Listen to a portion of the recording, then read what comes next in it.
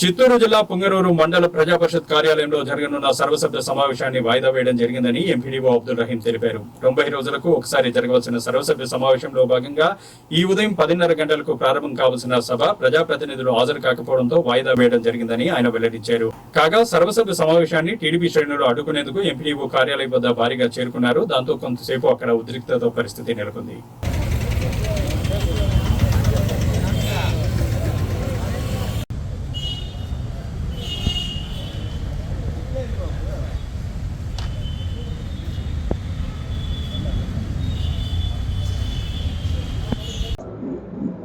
మండల సర్వసభ సమావేశము 90 రోజులకు ఒకసారి 90 రోజుల లోపల ఒకసారి జరగవలసి ఉంది. అందులో భాగంగా 17వ తేదీ సర్వసభ సమావేశం ఏర్పాటు చేయడం ఉంది. అందులో భాగంగా ప్రతి ఒక్క ఎంపీటీసీ సభ్యులకు, సర్పంచులకు, మన ఎమ్మెల్యే గారు, ఎమ్మెల్సీ ఎంపీ కూడా అందరికీ సర్క్యులర్స్ ఇవ్వడం జరిగింది.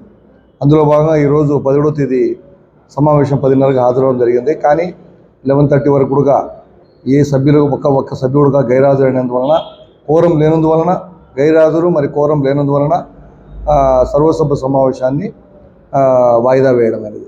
తదుపరి మండల అధ్యక్షుల వారితో సంప్రదించి తదుపరి సమావేశం ఎప్పుడైంది నిర్ణయిస్తామని మీకు తెలియజేయడం.